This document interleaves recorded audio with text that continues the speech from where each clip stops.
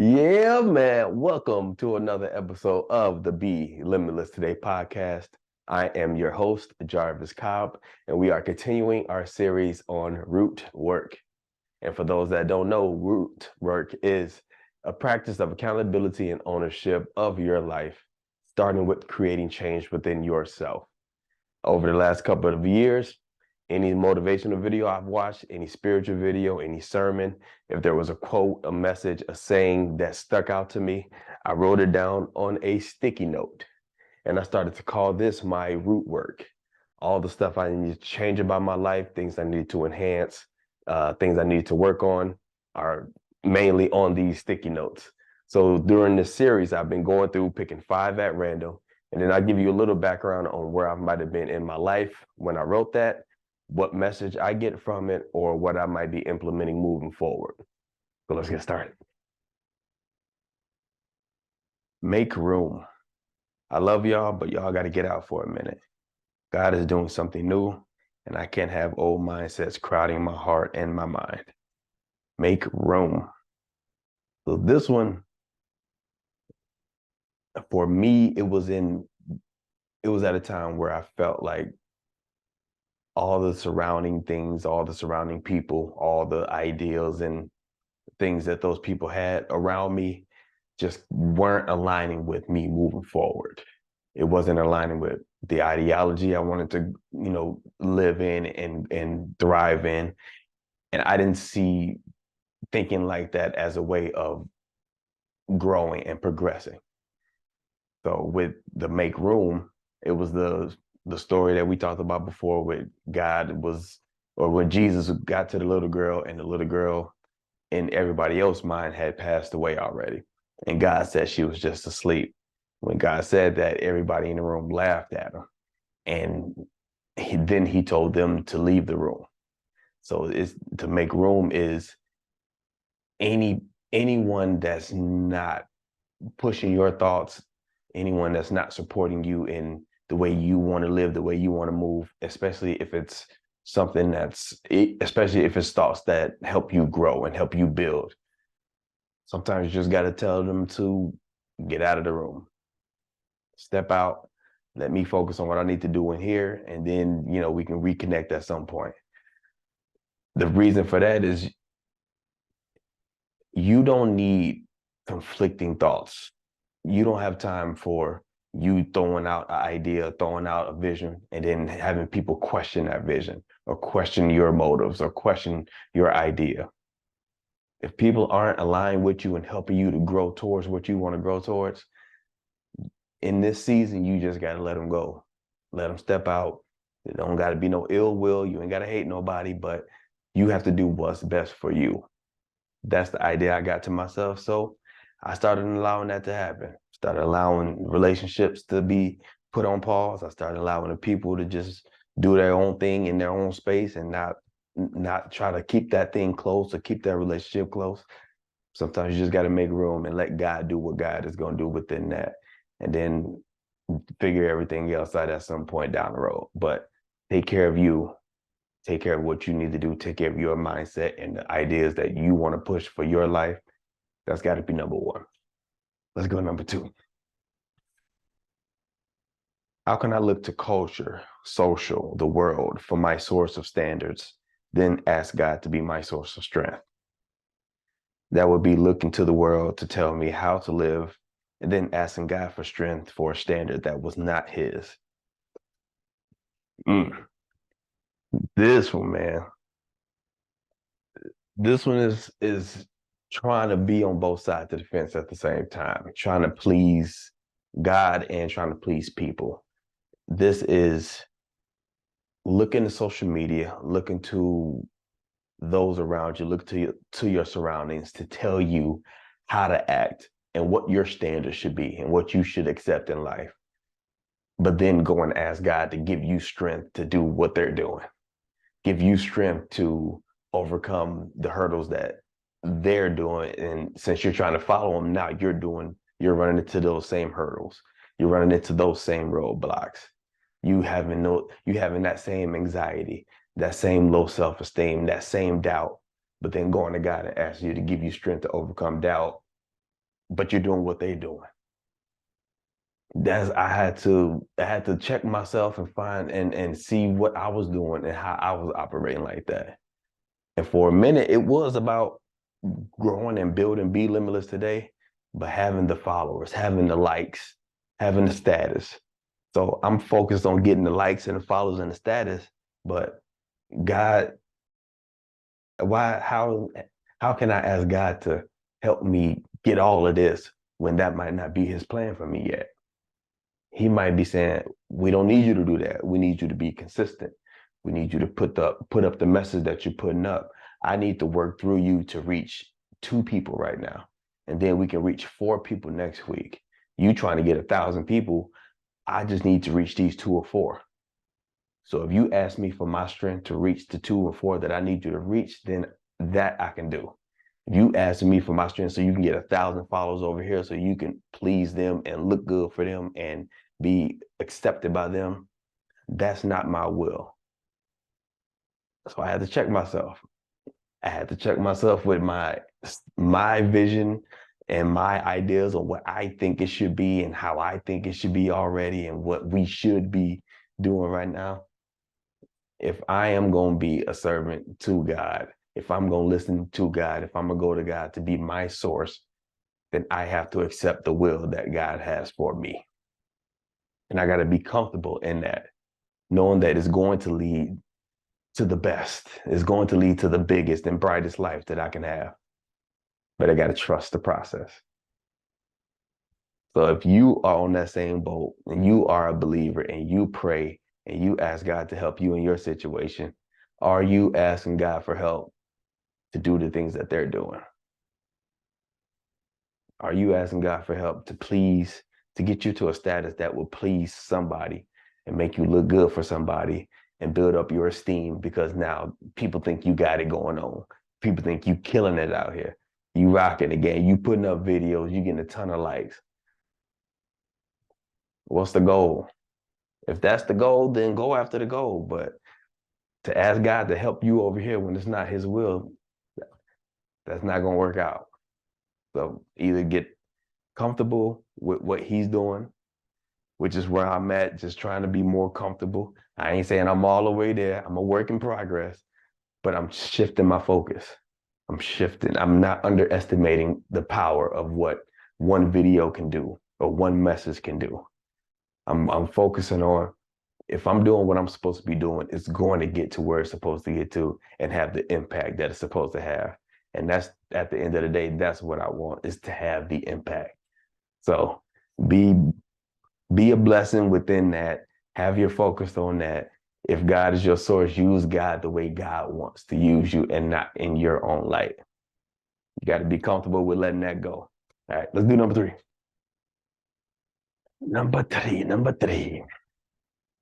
And this kind of goes into it too. It's stop focusing so much on what you did or didn't get. Maybe it isn't as much about what God wanted to do for you this year as it is about what he wants to do through you. Stop focusing so much on what you did or didn't get. So this one makes me think, it goes right back to what we were just talking about, is focusing on what I did or didn't get. So I didn't get the blow up. I didn't get that moment, that shift moment, that big explosion in the brand, to where now my numbers are big and then I could do something with the numbers to help, grow my finances, to help my family. And this is reminding me, don't be so caught on trying to figure out how it's going to work and what it's supposed to be and what it's supposed to look like all the time. Maybe God just wanted you to talk to that one person. Maybe God just wanted you to send that one text message that now that person is having taking a second to think about some things in their life. Maybe God just wanted you to be a blessing and be joyful to somebody's life, somebody that might have been extremely depressed and going through a terrible day and thinking about some suicidal thoughts or something like that. And God just had you say something nice to them, bring a smile to their face, tell them that they're loved, tell them that they're special, tell them that they have a gift. Maybe that was what you were meant to do in this season, for this year. Maybe you were meant to stay at the job that you're at. Maybe you weren't meant to have the big promotion right now. Maybe you weren't meant to get in the relationship right now. Maybe you were meant to keep building and growing and falling more and more in love with yourself, going on dates with yourself, rekindling that thing within you, that passion, that joy that you've had within yourself. And you didn't need somebody to be there to spark it. You didn't need somebody to hug on and love on. You started loving on yourself more this year. This is just telling us, just be okay with the process. Be okay with what's happening. Quit trying to think that you need something. Quit trying to push towards something that you don't have yet. Or trying to say that I have to be there, or this is what has to happen in order for me to. We don't know. That's the part. We don't know. So we just have to be comfortable where we are. Find out, why are we where we are? Find the message in that. And then just keep growing from there, man. Keep loving from there. Keep expanding from there. But we keep focusing so much on the future, something that's out of our control is only going to cause anxiety. It really is, because now we feel like it's not happening the way we thought it should. And we don't have any control to change it one way or another. So now we constantly chasing and constantly not getting to where we're supposed to get to. Be present. That's all we got. Be present. Do what you can here and let that come. Let those things come. Of course, work towards goals, have a vision, do steps towards things that you want, but don't think that it has to be in a specific way, in the specific timeline that you feel like it should be in. Maybe God has a different plan. Maybe God will reroute you to that place. It was me with the last job I had. I wanted to make more money. I was pushing for a promotion at that job and never got it. Worked there for 4 years, never got a promotion. God had a different path for me. Got laid off, tried another job, that didn't work, went back to IT, started making considerably more money than I would have ever gotten at that last place. God had a different route for me. I just had to get on course and get on playing with it. And the blessing within that is my son was born after I was laid off. So I had months that I was able to be here with him, build that relationship, build that foundation. And I mean, what price can you put on that? What price can you put on that? So trust the process, find out what the message is while you're in it so you can live in that message and not be so focused on having to control the outcome. Give it a shot. Number four. Root work. Ecclesiastes 11:2. Invest in 7 ventures, yes, in 8. You do not know what disaster may come upon the land. This is just a message to have multiple streams of income. It's that have that 7 streams of income is like the standard as far as you want to get to that millionaire status. So it's constantly being open to new opportunities and new ideas. What I did hear about this concept recently, though, is people try to jump into too many things at the beginning. So you want, and this was Eric Thomas that talked about this, is you want to be, you want to have your day job, have your side hustle, have a second job, working as a nanny or something, and, doing working as Uber at the nighttime. So you're doing 4 or 5 things that you're giving 50% to at most, if you can. You're not giving, you give nowhere near your full potential to. So his concept with this is find one thing that you are good at and that you want to master. Get really good at that. So build he called it a high income skill. Build a skill that can bring in a lot of money at one time. The one I'm working on is being able to speak. So I want to being able to get on stage and be a speaker. So I'm digging into being a good speaker, being a good presenter. That's going to be a main source of income for me. So keep the day job, keep the salary and the benefits, build being a great speaker, So those are going to be the high income items that I'll have, and then start diversifying and bringing in new things, maybe real estate, maybe, you know, starting a foundation or something like that, or getting a complex, and now we're renting out to sports teams and sporting events. Just now you start to build those layers. But you have to have a high income skill that you built and that you can continue to work through to bring in the money. So I'm gonna go that route. I've been one that had multiple things going at once. I'd be working at IT. I was a fitness instructor at the same time. I was doing acting and modeling gigs at the same time. So I'm bringing in these small checks from these different places, but I'm not able to give none of them a real effort to really produce something major out of them. So this time around, is you learn your lessons. You don't have to repeat what you did in the past. So now it's okay. I got my day job. Now what is going to be the thing outside of that?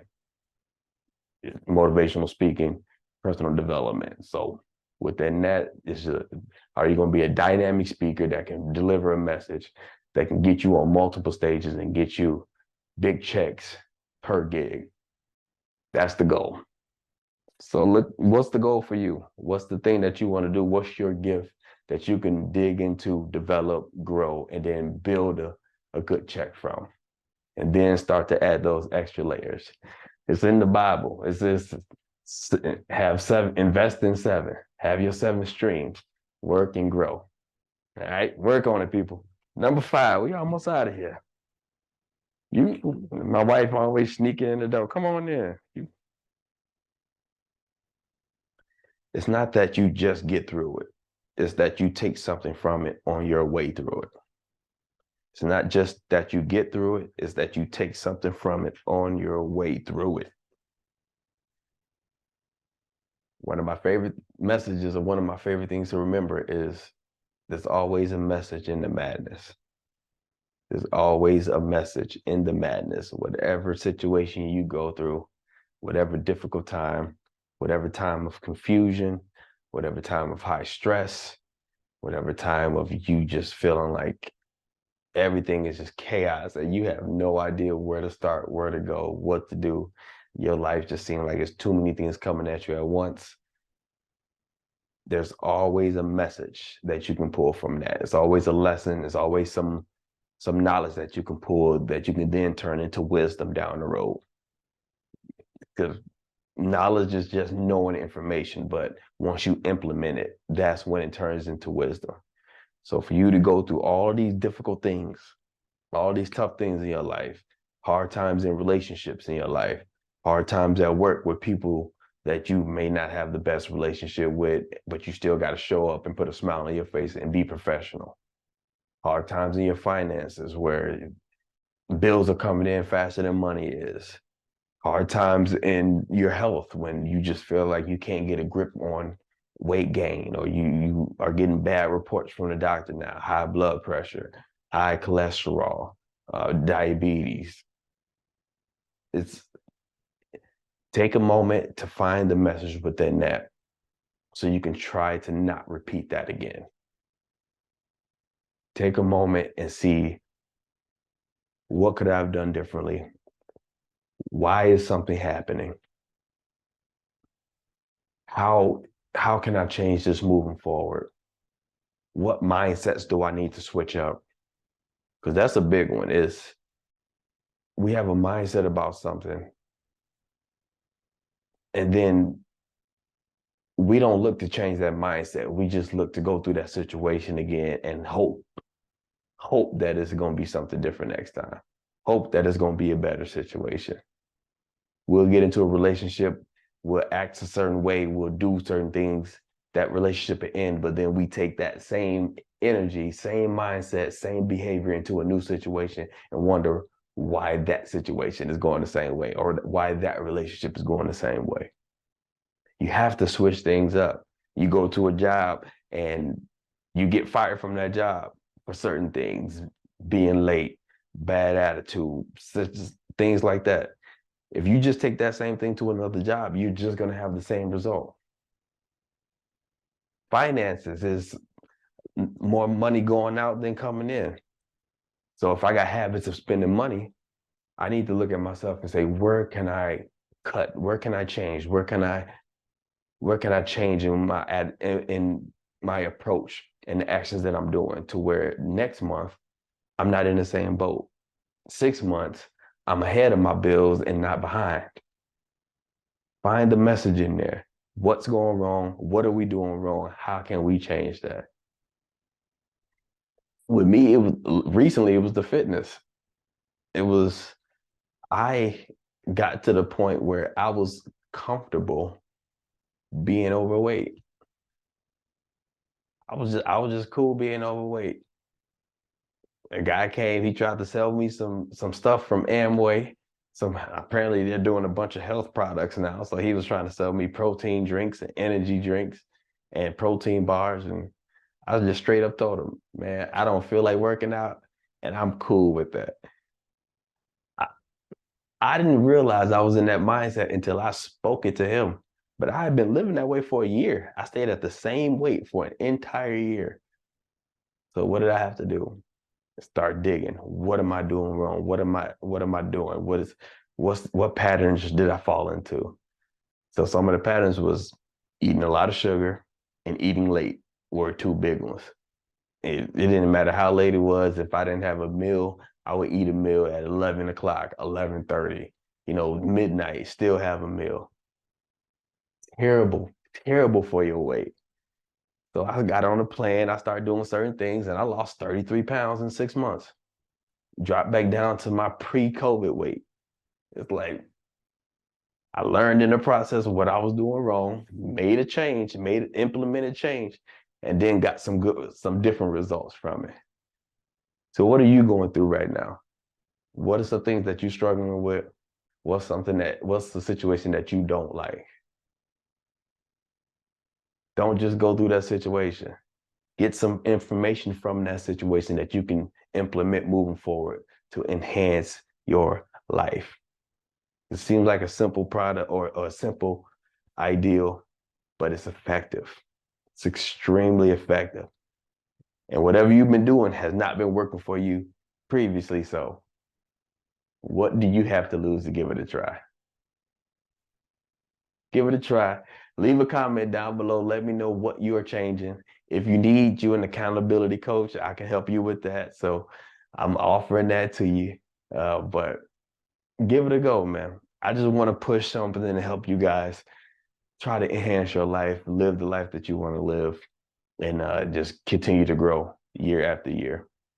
I love you guys. I appreciate you for doing this episode with me. We always say negative news is freely given. Positive news must be searched for. And if you can't find it, then you create it. So go and create you some positive news this week. I'll catch you guys in the next episode.